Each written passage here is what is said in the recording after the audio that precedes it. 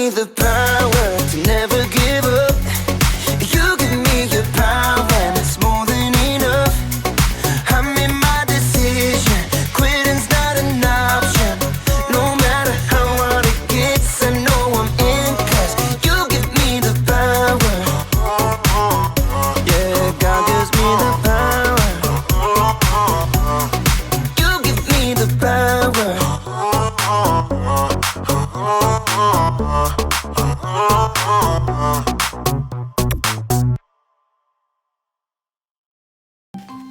Welcome to Story Lab.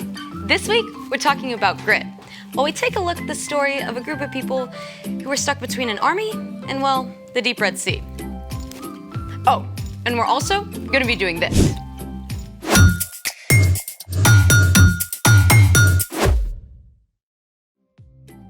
Hey, I'm Skylar. And I'm Sebastian. We're talking about grit, which is refusing to give up when life gets hard. Or refusing to get grouchy when every day for a whole week is cloudy. I like cloudy days. Really? They're good for thinking and reading. And hot chocolate. There's actually a Cloud Appreciation Society. For reals? Wow, there really is. You should see the stuff they have posted.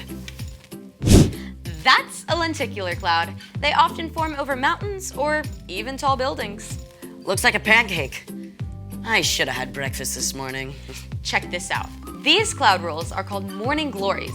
They show up when a downdraft from an advancing storm causes moist, warm air to rise and cool fast. Looks like cloud twizzlers. Here's another one. What? Mammatus clouds. They can form when ice crystals fall out of cumulonimbus storm clouds. I'm pretty sure that's a set of a Marvel movie. I've changed my mind. I think every day should be a cloudy day. Good, because we're about to make our own cloud right now. Yes! Let's make it! Step 1, find a large glass jar. Done. Step 2, fill a cup with ice cubes. So far, so good. Next, you're gonna want to take the lid off of your jar. And step 3, boil some water. And then pour it in the jar. Make sure you get a grown-up to help. And once you have a fair amount, carefully swirl it to warm up the sides. It's hot. Yes, it is. Next, turn the lid upside down and fill it with ice cubes. Then you're gonna let it wait for 20 seconds. What are we supposed to do for 20 seconds?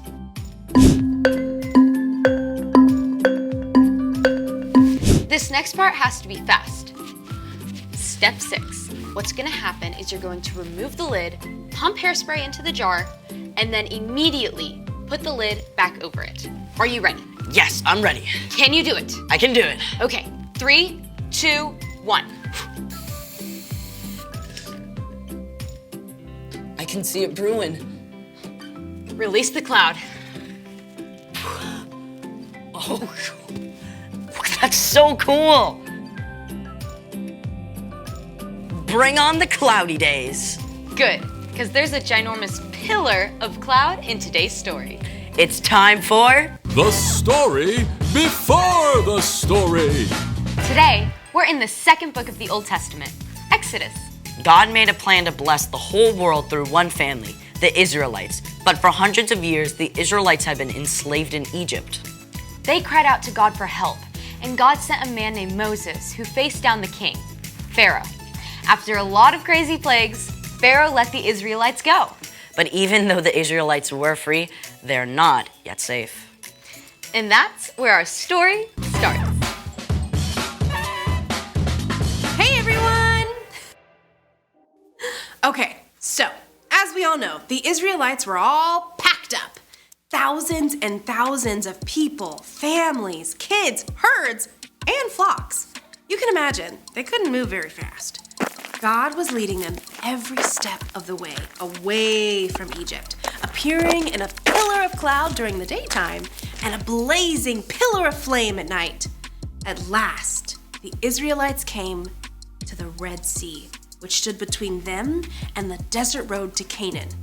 But while the Israelites set up camp along the shore of the Red Sea, back in the palace, Pharaoh was having serious second thoughts. What have we done? We've lost all our workers. Prepare 600 chariots at once. Pharaoh jumped in his chariot and led an army of chariots and horsemen racing across the desert after the Israelites. The galloping horses and rattling chariots kicked up clouds of dust, and soon the Israelites could see them coming. There was no way they could outrun the Egyptian army. The Israelites were trapped. Why did you bring us out in the desert to die? It would have been better to stay in Egypt than die out here. The Israelites wanted to give up, but Moses kept his eyes fixed firmly on God. Don't be afraid. Stand firm. The Lord will save you today. The Lord will fight for you.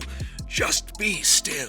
Right there, in a place that seemed like a trap, God spoke to Moses. Hold out your walking stick. Reach out your hand over the Red Sea to divide the water. Divide the water? Okay, that is not what water does. But God's presence in the pillar of cloud moved from the front of the Israelite caravan and stood behind them all night to block them from view of the Egyptians. Moses reached his hand over the sea. Through the night, God sent a strong wind to push back the waters. Soon, the Israelites faced a dry path right through the middle of the Red Sea. I mean, can you imagine what it must have felt like? You're at the edge of a vast sea, but straight ahead the water just boop, splits. I mean, ginormous walls of water rise up on either side of the path before you.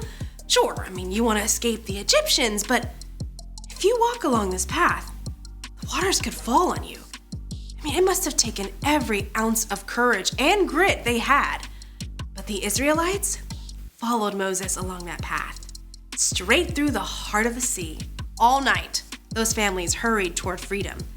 But the Egyptians gave chase. They followed the Israelites right into the Red Sea. At last, the Israelites made it through. But the Egyptians were right behind them. God spoke to Moses again. Reach out your hand over the sea. As Moses reached out his hand, those walls of water began to crash down, and the sea rushed back into place, washing over the Egyptian horses and chariots. The entire Egyptian army was swept away. The Israelites were left safe and dry on the far side of the Red Sea. Moses' sister Miriam led them in a song of celebration. I will sing to the Lord, He is greatly honored. The Lord gives me strength and protects me. He has saved me. The end.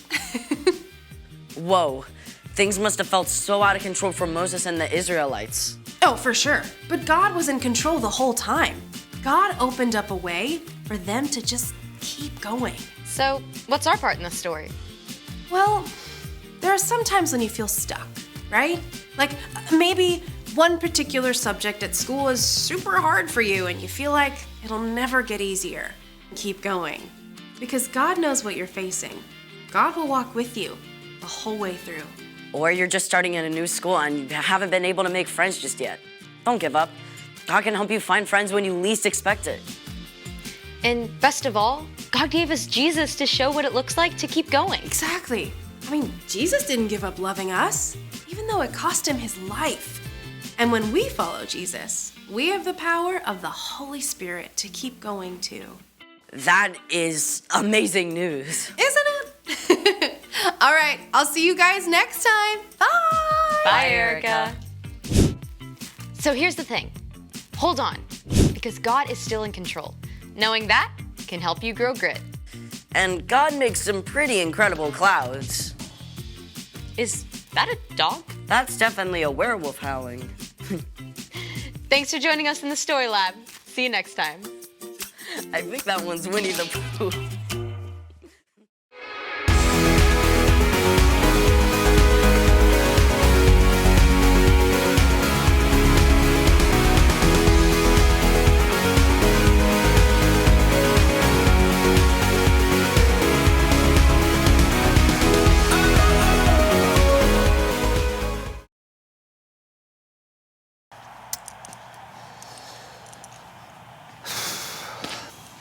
know what to say. I really don't. I don't. We are walking into a web of destruction, an opponent that knows no constraints on their ruthlessness. But it isn't me that has to go out there and do the job that needs to be done. No! It's you. Yeah, it's you. And how are you going to do that? You are not gonna give up. You will never give up. And you will grind them down bit by bit, inch by inch. And on this day, we will give it everything because we know that when we add up all those fingertips and all those little inches, that is going to make all the difference. The difference between winning and losing. So, what are you gonna do? I can't hear you. Are you ready to go out there and give it all you got? See, that's what I'm talking about. Now let's go knit with grit. Come on, ladies. 1, 2, 3, yarn. And men can knit too.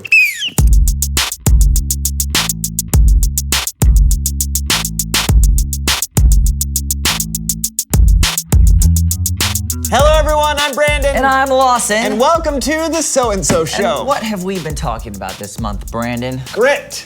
That's right. Grit. What is this? It's grit. You know, grit. G, A, B, C, D, F, G. Grit. Small, loose particles of sand or stone. Keep reading. Oh, definition number 2. Refusing to give up when life gets hard. Great. That's the one. Oh, huh. I can't believe you brought in a whole bucket of grit. Well, I mean, yeah, I've got a lot more. I've got a pyramid of buckets, Brandon. Are you kidding me? Where did you get all of this? Yeah, I just dug it up from outside the house. What? Yeah, it was there, so I don't see why not. Lawson, that can really mess up the foundation of a house. That's just a myth. What was that? Lawson, I think the house is sinking. No, it's not. No, it is. We're on a little bit of an angle right now. Nuh-uh. Yeah. What?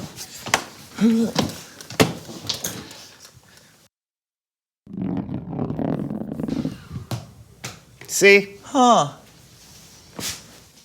Well, I mean, you know, we have all this grit. We might as well do something with it. It's time to make grit castles.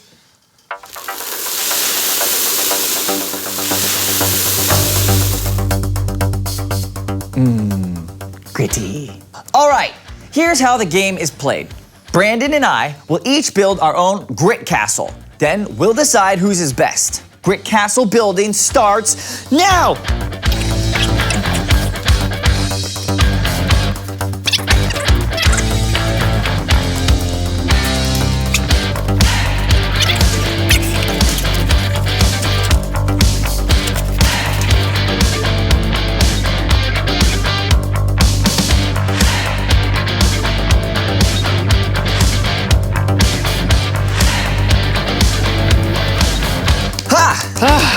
Not bad. Yeah, not bad at all. Yeah, you really stuck with it. Yeah, I did. Double grit. All right, who do you think won? On the count of 3, shout out your answers. Ready? 1, 2. My castle! No! No!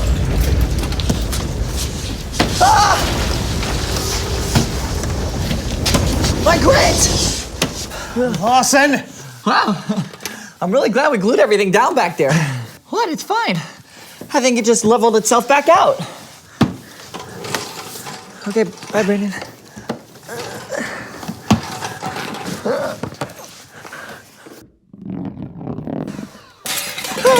We have got to fix this. Or we could play a game, Star Wipe. Okay, skating seems like a terrible idea. Well, I mean, we already have a hill, so let's do some downhill roller skating. All right, what about this table here? Well, it's on wheels, so I wonder why it's not moving. Oh, right, the brake. Hang on. Okay.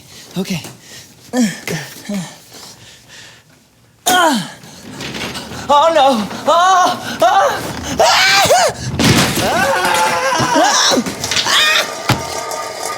I win. Please welcome someone who knows stuff.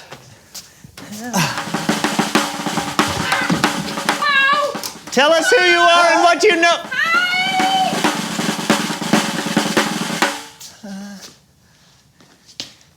Guess we're not doing an interview today.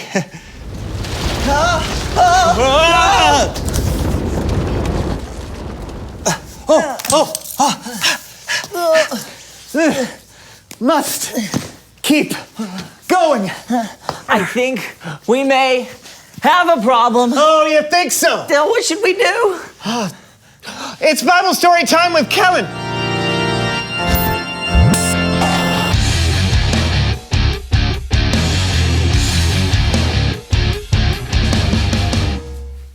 Hey guys, listen, unfortunately something has come up and I can't be with you all today, but don't worry, everything's fine. And I don't want to leave you all high and dry. So I asked my good friend Cameron and he's gonna take over for me today. All right, take it away, Cameron. Hey fellas, whoa, what is going on? The basement is sinking on one side. What? Why? Long story. He dug up the ground from underneath it. Why? Don't ask. Great. Oh, hey, you think you could take it away and we'll see if we can get this fixed? You sure?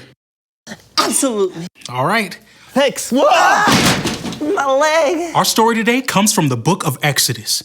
The book of Exodus tells of how God rescued the Israelites from a life of slavery and protected them, even when things looked incredibly bleak.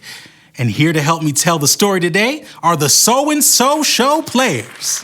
Last time, we talked about how God sent plagues of frogs and darkness and flies and other terrible things until Pharaoh finally told the Israelites to go. And that's what they did. Every single Israelite left Egypt. They followed a man named Moses, and he was led by God. God showed up as a pillar of fire by night and a pillar of cloud by day.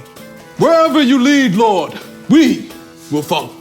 Hey, Moses, what's up?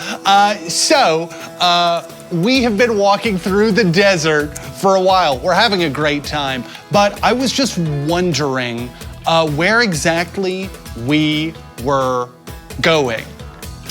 We're following God. Yeah, right. The cloud. Cool. Yes. Yeah. Here's the thing, though. We are approaching the Red Sea, right? And, it just occurred to me, we didn't bring any boats out of Egypt. Oh, crazy. So, you see my issue? The Lord will continue to show us the way. Yeah, all right. Cool. Great talk. I feel good about this. I don't feel good about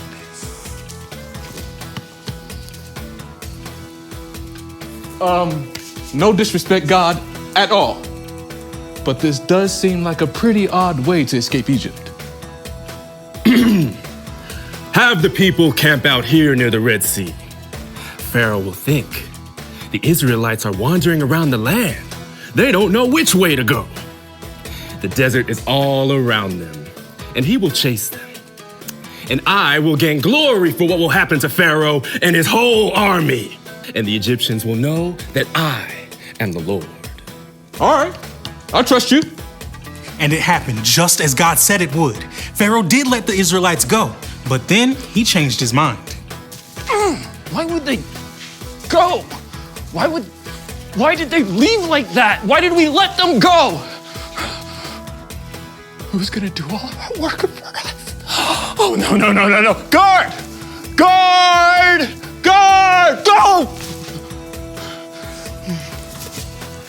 Get my army together and get 600 of my best chariots. No! Go! So the Egyptians left to go find the Israelites, and it really seemed like things were out of control, like the Israelites had nowhere to go. But God had a plan. Hey, Moses. So totally not a big deal. You've got everything in control, but there's a whole big group of chariots that are chasing after us. Friends of yours, I imagine. Yep. That's the Egyptian army, all right. That's the Egyptian army, all right. What? What? Did you lead us out here to die?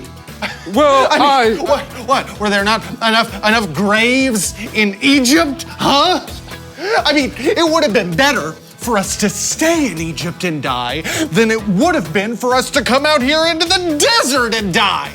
I hear you, and your complaint has been lodged. But seriously, don't be afraid. Just hold on. The Lord will fight for you today.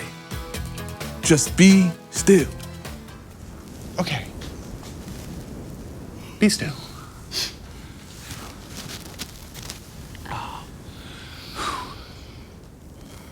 Be still. Go. Be still. Psst. What? Echelon. Be still. Hold out your walking stick.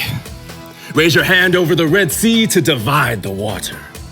Then you all can cross on dry ground. Yeah, right. Sure, of course.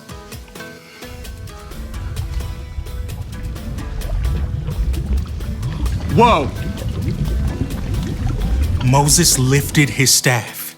Then God made the wind blow all night so that it created a wall of water on the right and the left, with dry land in the middle for the Israelites to walk on. Whoa! Yes! Whoa! Everyone, let's cross! The Israelites crossed the Red Sea on dry ground. When the Egyptian army arrived, they followed the Israelites through. Come back to me! Come on! When the Israelites had reached the other side safely, God said something else to Moses. Last one out. That was cool. Reach your hand out over the sea, and the waters will flow back.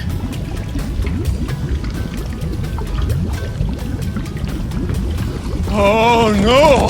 Oh no!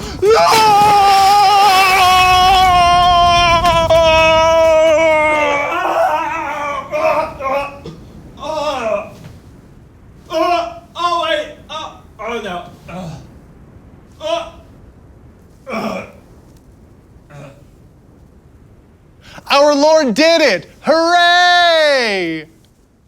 The end. Give it up for our so-and-so show players.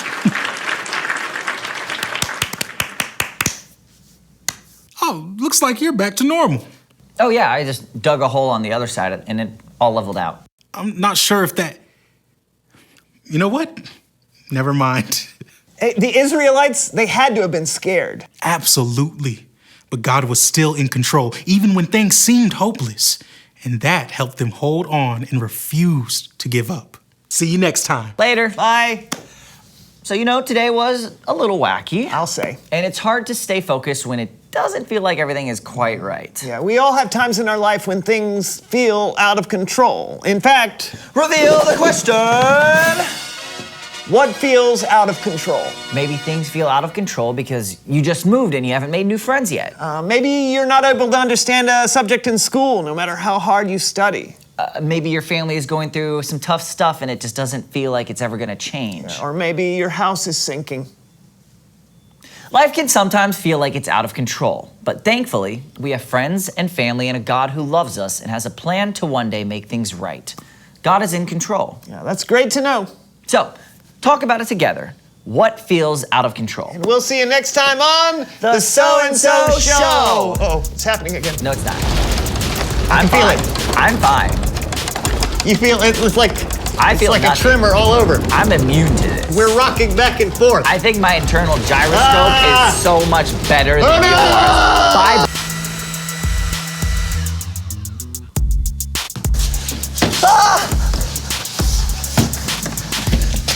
My grit!